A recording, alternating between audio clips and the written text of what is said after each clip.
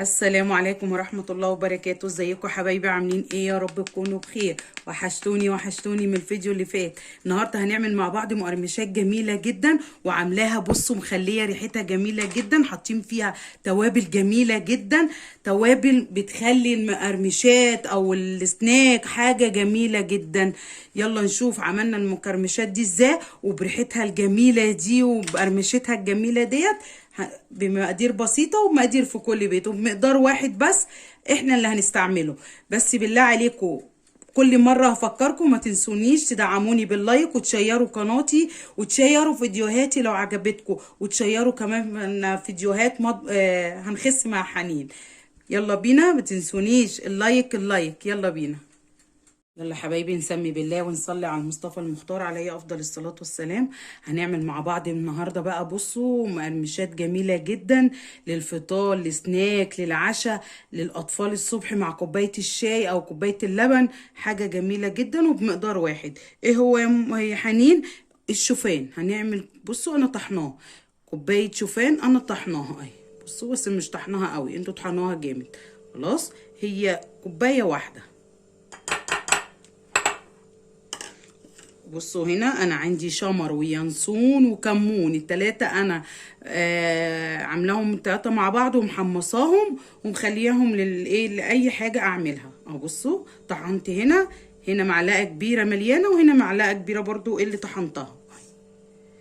دي بقى انتوا حابين تحطوا زعتر تحطوا اللي انتوا عاوزينه هنا، يعني هيديكوا نكهة جميلة جدا. هنحط برضو رشة ملح مش كتيرة قوي عشان ما يطلعش حادق. نحط معلقة كبيرة اخر حبة عندي من البيكنج باودر.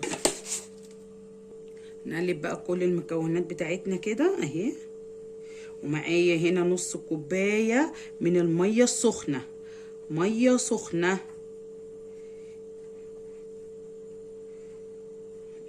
حاجة جميلة جدا. نشوف برضو معايا انا باخد نص كوبايه كلها، بس برضو انا ماشيه معاكم واحده واحده عشان محدش يحط الكوبايه كلها. العجينه دي متماسكه مش سايله زي اي عجينه بنعملها، عشان كده لازم نمشي معاها واحده واحده عشان الشوفان برضو بيشرب الميه، بس انا مش عاوزاها تبقى الميه بتاعتها كتير.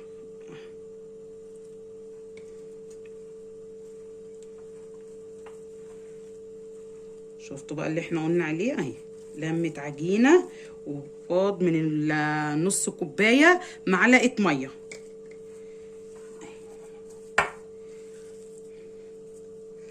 هنفردها برضو على كيس ونعمل احلى مقرمشات بقى جميله، ريحه الكمون فيها والشمر واليانسون جميله جدا.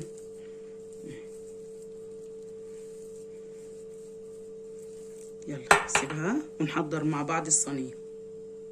يلا حبيبي نوسع على نفسينا كده بس كده. ننزل بقى ايه العجينه الجميله بتاعتنا دي. هي جميله من غير حاجه يعني.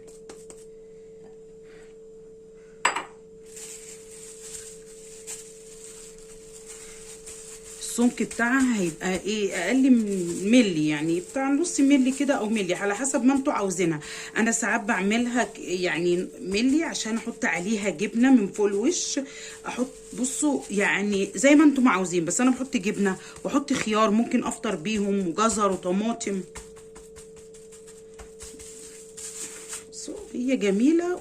بصوا اتفردت بكل سهوله عشان نخليها كلها زي بعضها. يلا يا حبايبي انتوا بقى قطعوها مربع مدور زي ما انتوا عاوزين بقى. دي حاجه بقى ترجع لكم انتوا، بس انا بديكوا الفكره وانتوا زي ما انتوا حابين. بصوا نعمل بقى كده. انا حابه اوريكم السمك بتاعها. بصوا السمك بتاعها اهو. احطها بقى في الصينيه. انا مش دهنه الصينيه اي حاجه خالص لان الصينيه بتاعتي تيفال.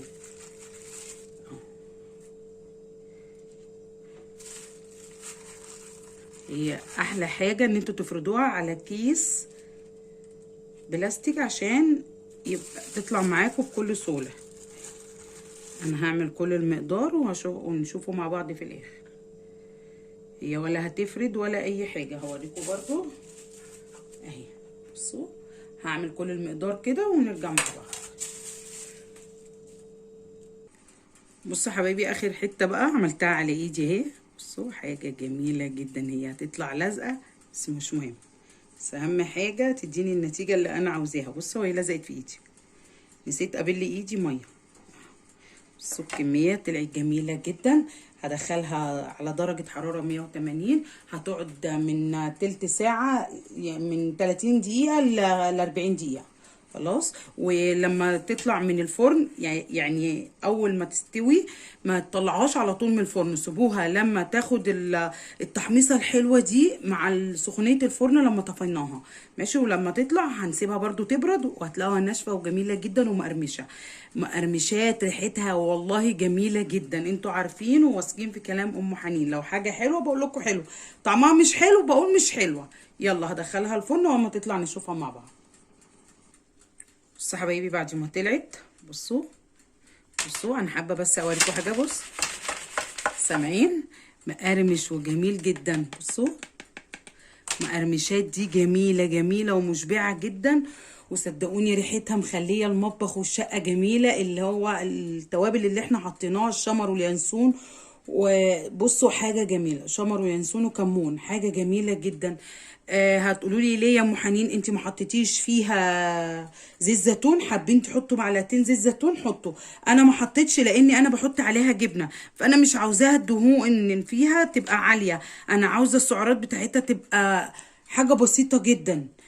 فهمتوني؟ عشان لما اكل منها بالليل، ناكل منها الصبح، ناكل احنا ممكن بقى عشان ناكل هناخد 3 قطع او 4 لان انا عاملاهم صغيرين.